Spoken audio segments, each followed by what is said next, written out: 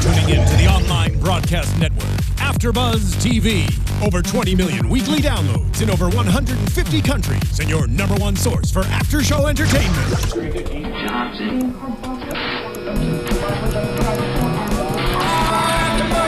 AfterBuzz TV, the destination for TV superfans, producing aftershows for over 300 of your favorite TV shows, interviewing celebrities and showrunners, and bringing you behind-the-scenes exclusives. All thanks to E! Entertainment's Maria Menounos, producer Kevin Undergaro, and internet leader Akamai. Now, let the buzz begin! Hey, Jew, I got your number. I need to make you mine.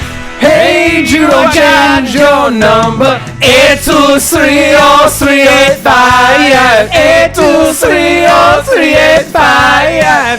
8230385. Hello, Strain fans!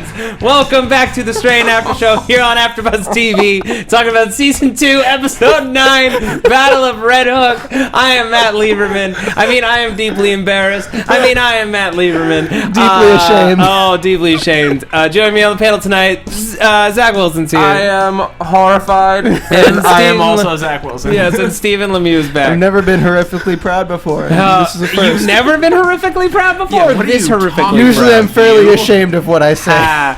Unfortunately, Jackie Borowski not here tonight, as it is Labor Day, and she is taking a little time for herself. We hope that she is back next week. I would have loved to have heard her feelings on this episode, specifically because I'm wondering, based on the enormity of this battle of Red Hook, if it was a big moment in the book, and if she enjoyed the way that it was portrayed here. I'm sure a lot of people out there are like, guys, there's nothing you can possibly... If AfterBuzz TV has one thing to complain about this episode, then I'm done. I'm done listening, because there's no way that they could possibly have found anything wrong with this episode. If that is your position, you're going to be disappointed. Because there's plenty to discuss here. There's some good things. There's some great things. There's some great moments in this episode. But this should have been one of the best episodes of the show. And I kept waiting for it to become more epic than it actually was. And yet, somehow, at the end of all of this, with the battle and the coming together and the killing and the bullets and the everything, our status quo is 100% the same as it was at the beginning of the episode. And bottom line, that's the problem. Yes. It's not that there's anything wrong with the character designs or anything like that. The action scene, we get some really cool effects. The special effects have been stellar on this show this season. But there hasn't been enough going forward, driving the story forward. Think about a show like Game of Thrones. Right. And I know that that's a high bar to set, but just as an example, that show week to week changes the characters that it deals with. It changes their world. Something terrible or great, but often terrible, happens to those characters that changes how they live. It changes everything about their day-to-day lives. Yeah, and if it doesn't happen every week for each character, it happens every 2 weeks or every 3 weeks, but there is a significant enough twist or change that it propels further plot.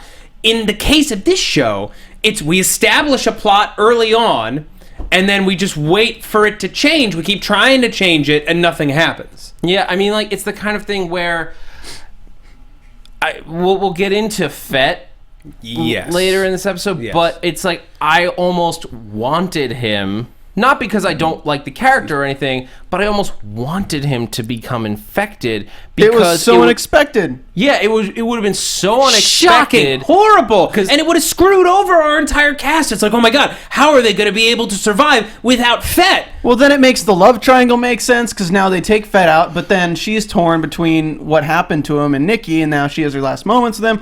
Instead, we have a story left off with Fett and Dutch that is exactly where it was an episode ago. Mm-hmm. And we thought it was going to change. We're getting ahead of ourselves. Let's actually, let's start with Dutch and Nikki. So, near the top of the episode, Fett and Nora go to visit Dutch at Nikki's place. I guess it's at this new place that they found for her, and Dutch is welding together bars for the windows, and she's very adept. Badass. And Nikki's like, "Did Fett teach you that?" Jelly school. Yeah. She needs to go there. She's very, very jelly. We have like this moment between Dutch and Fett where like Dutch is now completely the opposite of where she was 2 episodes ago, where now she's like leading Fett along again and making it seem like Fett's the real thing, and Nikki's like, oh, I'm just taking care of her until she's secure and I've put the bars over her windows, which is so not where she was the last time we saw her.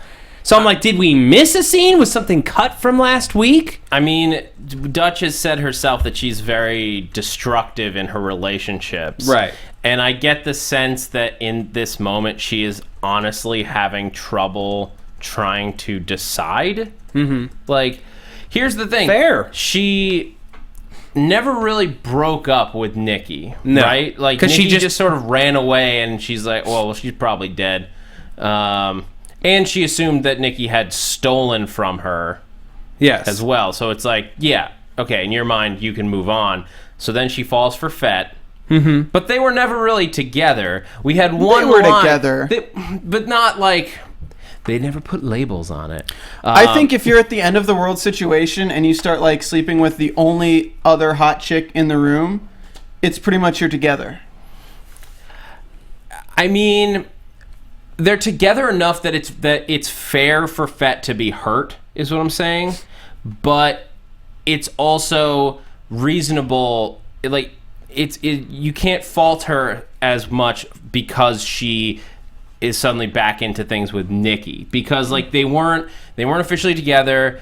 It's that classic moment from the end of Speed. Mm-hmm. People brought together under traumatic circumstances, but. Like, the only reason we knew they were even, like, sleeping in the same room is just because of one line from Ephraim. Right. My point is, like, I think Dutch is, like, morally in the clear, and I think she's just trying to get her mind around what to do next. So here's what's frustrating about this storyline, other than the fact that it exists at all, is that Dutch and Nikki actually have a great scene together in the middle of this episode, where finally, if a little sloppily in the way that it gets started, they finally have it out. And she's like, you abandoned me. Did you steal my money? No, I didn't steal my money. Well, it feels like there's something you're not telling me. There's nothing I'm not telling you. Fine. What's your problem? I'm going to drop it. Nothing's my problem. You're my problem. Yeah, you're my problem. You threw my laptop into the river. Yeah, you threw away my laptop and I can't stop loving you. Kiss, kiss, kiss, kiss, kiss. And it's just sort of like... it felt like we were, what? Was this an improv? Yeah, because it felt like they were like finally moving somewhere with the storyline where either she was gonna reveal where she was during this time, and it was gonna affect Nikki in some or Dutch in some way, or Dutch was gonna realize, you know what, this has never felt good, I'm leaving, and like anything. But nope, they make out, and then you're right back where you were before. Right, and then Nikki saves her during the fight, so I guess she's still with Nikki now. I guess. I don't know. The romance stuff, we'll get into it with Fett and Nora, 1,000 question marks? I don't think so. I know. We're going to talk about it. There was a comment in the live chat that I want to quickly address. Someone said, listen, The Strain doesn't have nearly as much of a budget as Game of Thrones, so we can't expect it to have a great plot.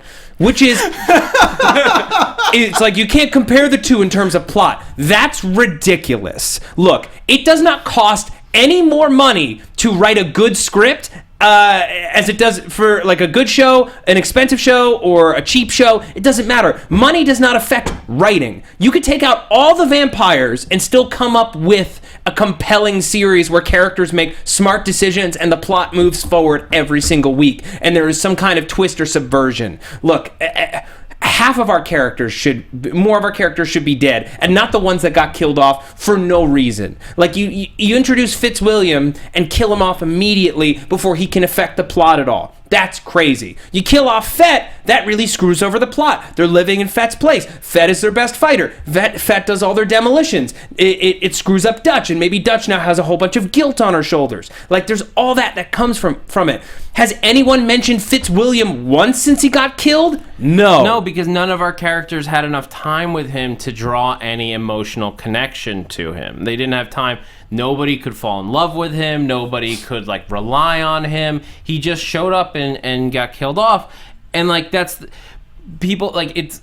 I'm sorry to keep using Game of Thrones as a reference, but it's... I've heard people refer to it as Game of Thrones syndrome, where you just, like, want to kill characters that people like because it ups the drama. But the drama from it is killing characters that people like that also deeply affect the characters around them, and seeing how devastated people are to lose somebody that they care about. That's what makes good television. And guess what? That also doesn't cost any money. No, it doesn't. You guys have been having a blast watching Killjoys this season, and Killjoys has got to have half the budget of The Strain. They have a problem.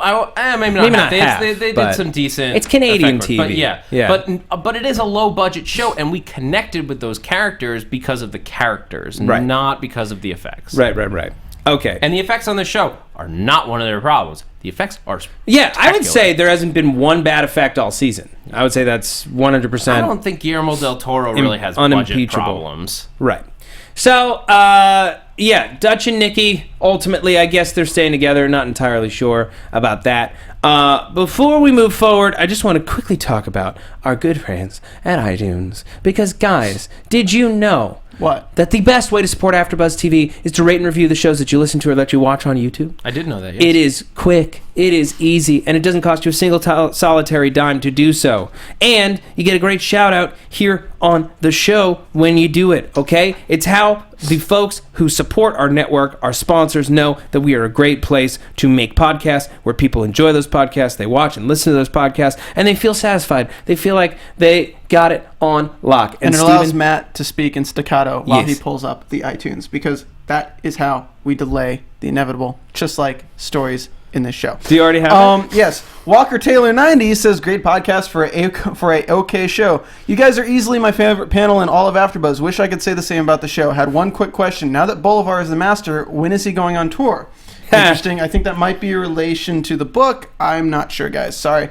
And then August 24th, Langley M. Neely. Did we shout that out? Yeah, we shouted that out. All right, we'll shout out. I want to give some shout outs to the chat. Let's give some shout outs to the chat. Do it.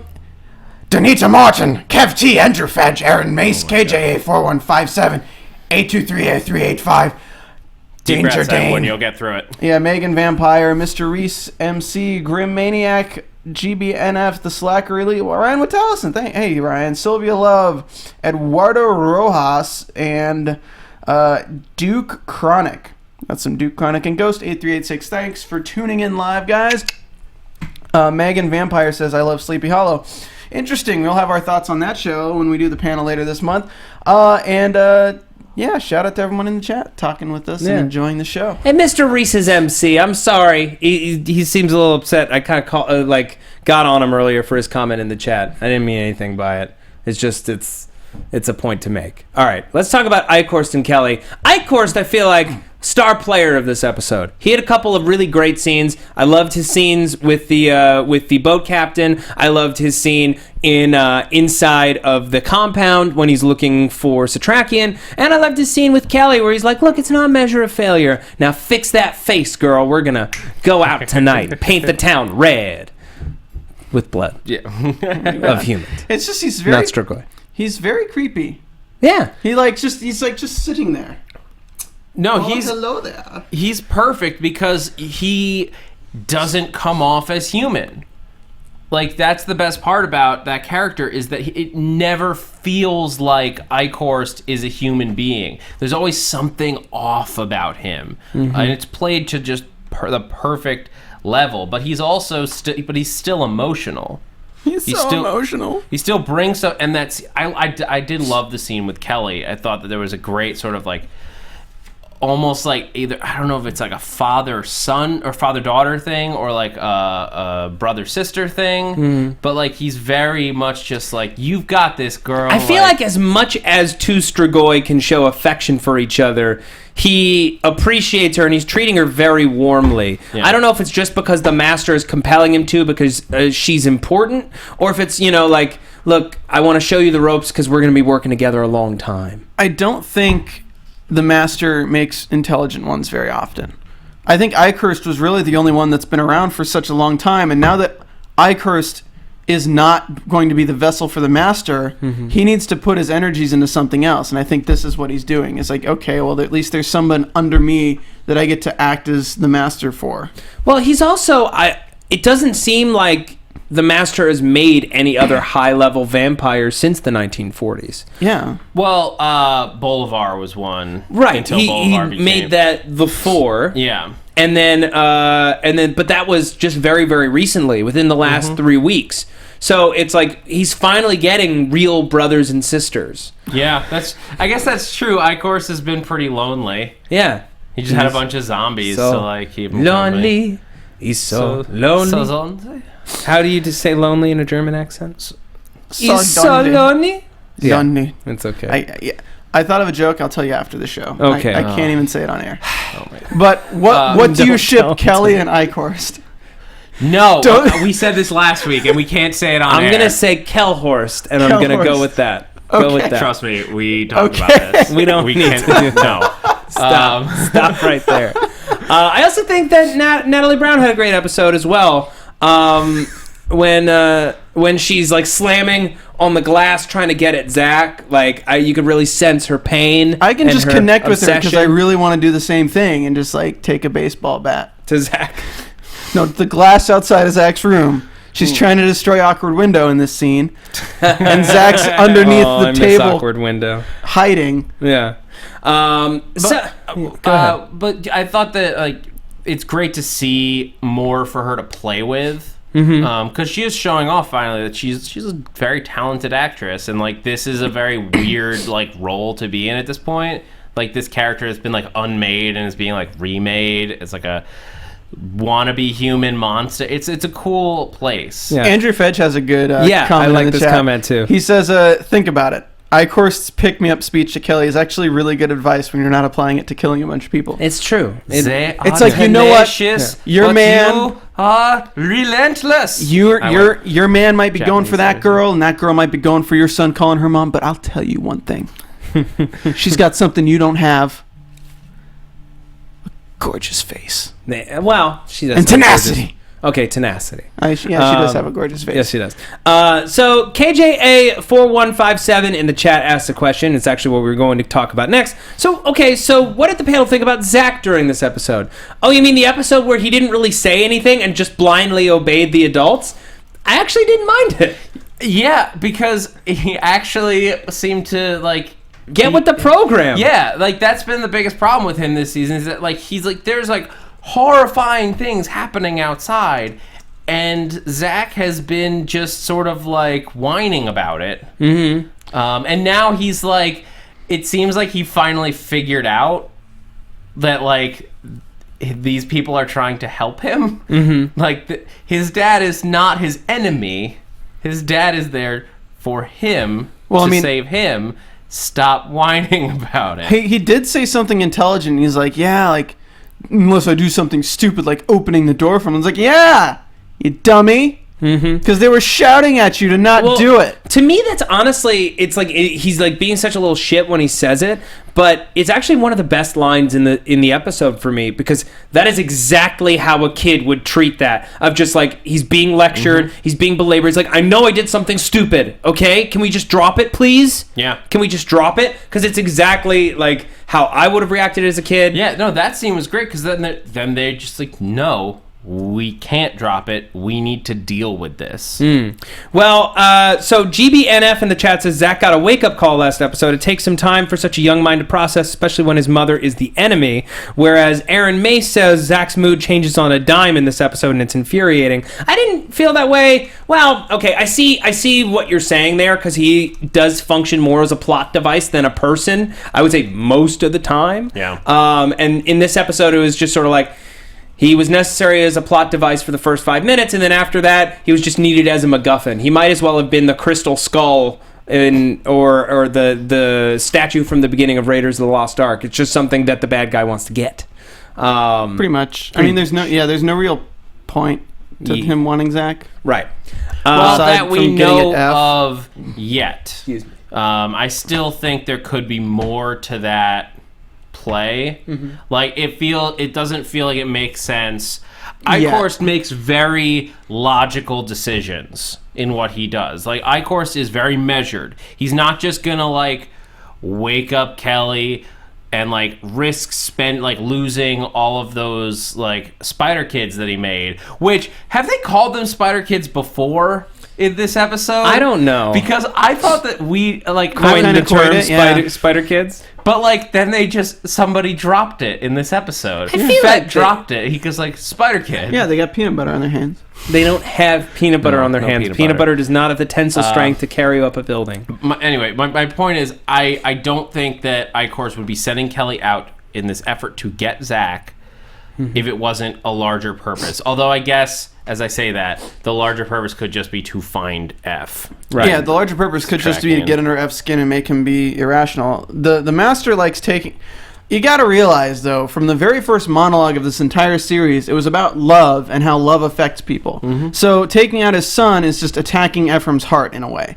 Yes. So it's like that's his strategy. He's fighting these people with that. But the interesting thing to me is, around the commissioner, nobody really wanted to arrest F, which means Stoneheart Group is not in everyone's pockets. That's a good sign, at least. Although, speaking of Councilwoman Faraldo, she's dealing with the mayor this episode, who's like, your next target should be all my rich pals. All my rich pals in Manhattan. She's like, that's impossible. He's like, well, that's what you got to do. And she's like, well, I'm in charge. And he's like, well, bye. Bye, Felicia. Bye, Felicia. Yeah. I didn't vote for him. Like, why did I vote for that guy? I can't believe I voted for that guy. Cliche. No, you know, I liked all of this. I felt like it made sense in the structure of the show. Everyone is acting at the top of their intelligence. The mayor, of course, is going to have his priorities entirely wrong because he's got all his rich friends bugging him, telling him we can't leave our rich homes. Help us, please. Use your power, or we won't support you in the next election. That makes sense to me. But honestly, you know, do you want to become rich, Matt? Yeah. Well, if you want to become rich, there's one way that's a surefire way, and that's DraftKings. So right now, DraftKings, which if you guys do fantasy football drafting, it's pretty fun. DraftKings is giving away $2 million to first prize and $1 million to the second prize in the first week of DraftKings right now. Holy crap. So, that's enough to buy 2 lumens. Yeah, that's enough to get a whole new team of writers on this show. Last football season, DraftKings.com crowned more millionaires than any other one-week fantasy sports site anywhere. And this season, the prizes are even bigger. You could start the season by winning that $2 million. It's the biggest fantasy football contest ever. $10 million in prizes are up for grabs, including $2 million for first, $1 million for second. 1 week fantasy means no season-long commitments. You know, you don't have to do it for like months and months and months. It's fantasy football on demand. Play where you want, when you want, when the players you want. You've never experienced football like this. This isn't fantasy as usual. This is DraftKings. Welcome to the big game, guys. All you have to do is go to DraftKings.com and use the promo code BUZZ, B-U-Z-Z, and you get to play for free once. That's fantastic. So you could play for free once by using promo code BUZZ, and you can win $2 million and hire new writers for the show. Yeah. And I'll throw this out there. If you give me some sleepers, if you give me some good picks for my DraftKings team, I'll split the money with you. Hit me up on Twitter and tell me who I'm supposed to draft because I don't know anything about football, but I still love winning money. So go to DraftKings.com, enter the code BUZZ for one free play. One free play. At $2 million. At $2 million. Who doesn't want that? And you know what? $2 million for free. If you win, you can become one of those friends of the mayor who he wants to save Oh, please. Like having $2 million is going to get you into one of those high rises. Hey, it'll get you 1 month's rent in New York. That's true. You could go to New York for 1 month.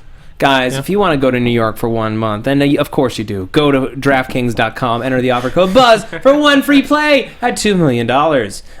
So, can we talk about the chemistry between Councilwoman Faraldo and Captain Kowalski real quick? A.K.A. Bald Cop, Stephen, who's writing in the chat. What? What's wrong with Bald? I thought Bald Cop died like 6 times this episode. No. They're fighting on the bridge, and it's just one Bald Cop after another getting no his one neck died broke. in this episode.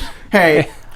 There was a couple of random randos. There was random black cop extra on the car who gets bitten. Then there's the random white bald cop guy who gets his neck broken. Then there's like 3 guys who are dead on the ground who aren't burned to ash at the end of the episode. Okay. 4 extras died in the making of this episode, Matt Lieberman. We bow our heads now for a moment of silence for the 4 extras who died in the making of this episode. 8, 2, 3, 3, 8, 5. That wasn't silence. Not at all. Yeah, they have this very weird chemistry. She sees the horde of oncoming Strigoi, and she has a very warranted moment of like, we're screwed. And he's like, hey, don't you ever let those woman feelings get in the way of doing your job ever again. Yeah, whoa. It totally felt... Am I the only one who felt like he was like being like, find your balls and put them back in your pants, because you're a dude man. You're in charge, and that makes you a man, dude, lady. You're a man. That's literally... Now act like it. It's literally what he said. Like, get your balls back. Like, he was like... What? Yeah. Like, that wasn't what she needed to hear in that... I mean, apparently it worked, but, like, that didn't, like, read as, like, something that somebody... needs to hear in that moment. Exactly. It was not helpful. Ryan Witallison said they should have been wearing red shirts on the bridge. Pretty much. Report to the bridge in a red shirt. The reason why they're red is because it hides all the blood, okay? Duh. Set phasers to kill. Yeah. So Captain Kowalski tells her to put her balls back in her pants, which I don't even know if she's wearing pants. I think she was wearing a dress. I don't remember. She grabs an M4. She's a quick study. Gives her some quick pointers, and then a real military guy shows up and gives her all the real pointers. He's like, oh, right, okay. Yes, listen to Ephraim, the guy who hurts his shoulder on the very first shot. Mm-hmm. Well, because he was already shot in the shoulder, but that's, Why was she on the front line? Inexperienced firing. Because she's in charge. It's good for morale, Zack. She's giving her just as much of a risk as anybody else. I think she's also putting the people next to her at risk when the kickback sends it flying out of her hands is a semi-automatic burst. Yeah, well. She's good at that. Yeah. They kill like 10 of them, and it's like, we did it, it's over. He's like, well, that was just a probe. They're probing us. And she's like, who is this old guy? Yeah. And it's just like, why is it at any point F didn't say, this man is Dr. Abraham Setrakian. He's been fighting these things for 50 plus freaking the master, years. You have no idea what you're dealing with. And don't turn me down in there, Alex. Yeah. And she's like... admittedly... out of context, when you start bringing up the master, it gets real weird. A facepalm like, oh, it's no. the master, and I'm a glutton for punishment. The master is seeing through their eyes. It's like, what is this guy talking about? There's monsters out there. What's the master? They're like, people, one of the extras from the following set is on the Strain set. Can we send him back over there? Boo.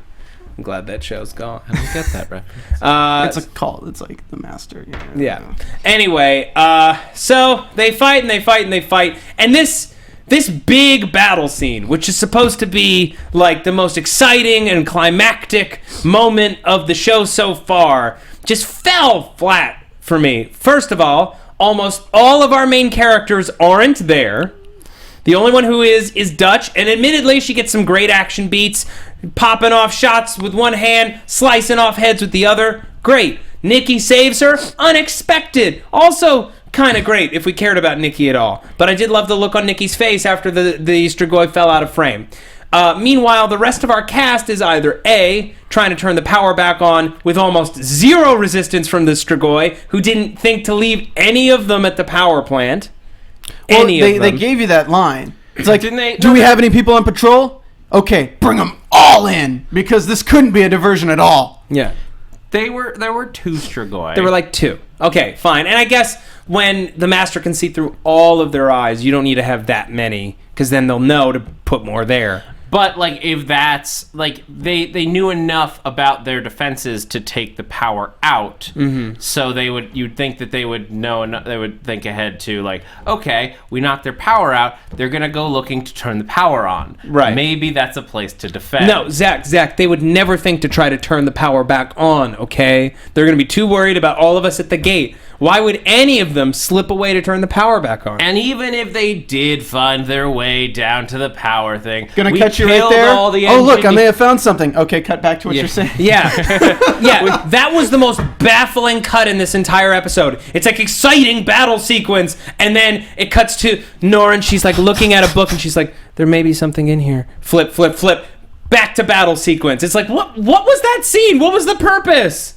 If they had, you know how they could have really done that scene better? If they had Ruda on the phone, sorry, not Ruda, Dutch. Yeah. And Dutch was fighting while talking to them to how to turn the power back on, because Dutch knew how and they didn't know how or something. And then they needed to kill so many more people at the bridge. There needed to be like maybe 4 people left at the bridge before they turn the lights on. So you're like, holy crap, they might actually kill her right now. Yeah.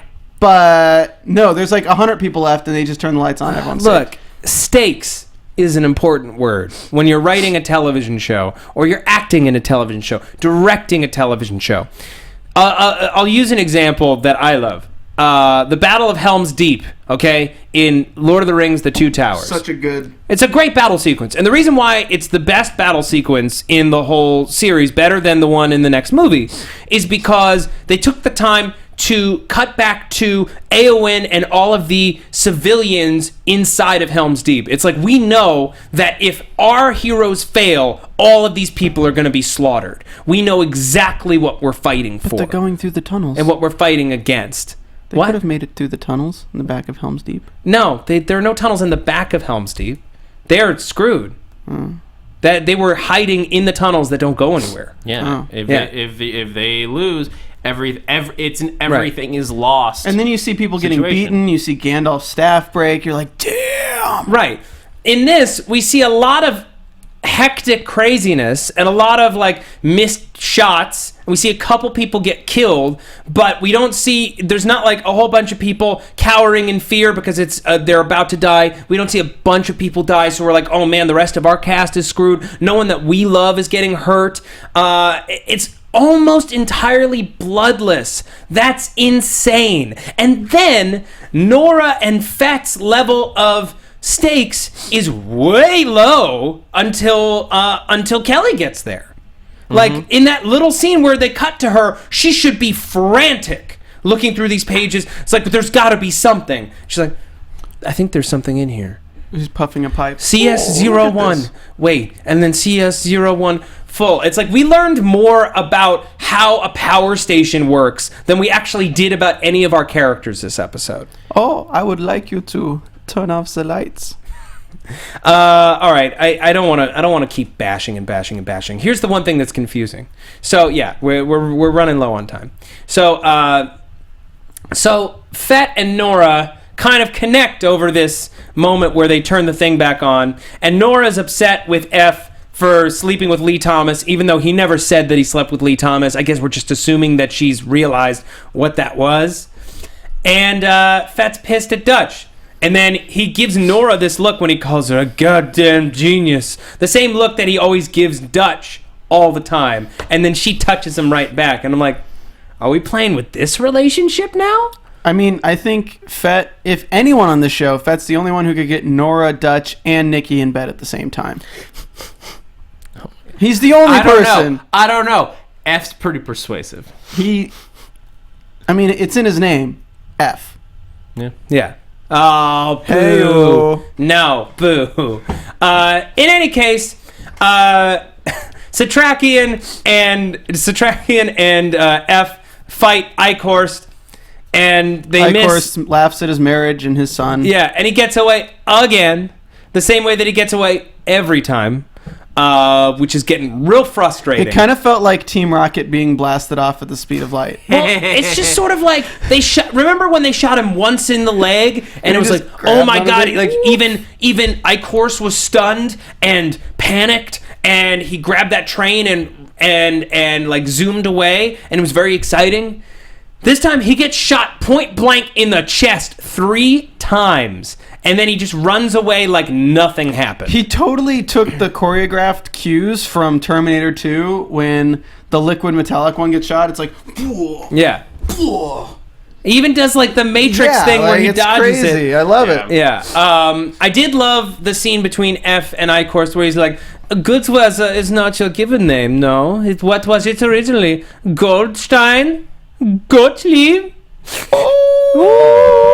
I can smell the same sweat as the Jew. Brackish. It's just, this episode had so much promise with all their storylines, and it just fell a little flat. Unfortunately, I really hope that in the next 3 episodes, whenever, just give us some cool moving forward stuff. Capture Dutch, because my girlfriend was like, if there's any time to capture Dutch, now is the time to capture Dutch. Why is now the time to capture Dutch? Well, I couldn't care anymore. During the episode, during the battle. That was the time. But it's just like, it feels like they write it, and then at the last minute on set, the director's like, okay, now Dutch and Nikki, you're going to get this huge fight. And then while they're filming the scene, it's like, okay, now make out. And they're like, what?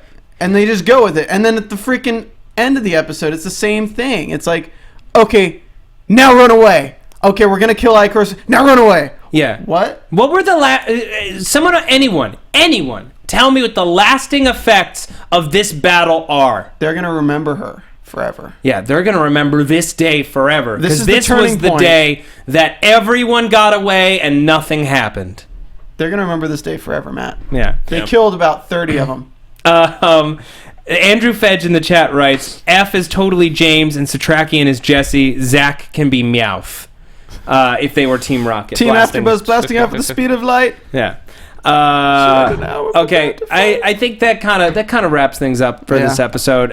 We really want this show to be great, and this episode should have blown us away. For such a show with so much potential. Yeah. And season 1 and how they started this season, it's just really been disappointing. And that's as a fan. Yeah. Like, I love the show, but it's like, I can't stand to watch a show where the story doesn't advance. And that's the crazy thing, because last season we had that episode at the gas station. There were maybe 20 Strigoi in the whole episode. This episode they throw like 100 Strigoi at us, and that one's still far more effective and interesting because it gathered all of our characters. We lost a major character. Like, there were serious stakes in the episode. Everyone was terrified anyone could die at any time, and this just felt bloodless and boring. It was like a Star Wars prequel. We forgot to talk about the intro. Oh, okay. New intro sequence that looks like it was made back in season 1, you mean? Because everyone in the intro sequence is their season 1 concept art? And what's his name? Vaughn is in it? Yeah, it's Quinlan. Okay. Yeah. It was cool. It was cool. Kind of cool. Could have been faster. Yeah, a little faster. It was would have been Threw nice. me off for a second. It was very Robert Kirkman. Yeah, I was like, wow, is it a new season? What's going on here? Does this mean that they're going to change the direction of the show? Hey guys, it's 9 episodes in. Time to reveal our new intro. Yeah. Well, I'll be curious to see if they keep it. When the show originally came on, I was looking forward to a full intro sequence. I thought this one was pretty cool, but it just kind of like would have been. I would have traded it for a better episode. They made Zack's face more punchable in cartoon version. Oh no! I mean, he's a good actor. It's just good kid. All right, let's go to predictions. A lot of people are saying Now, your AfterBuzz TV.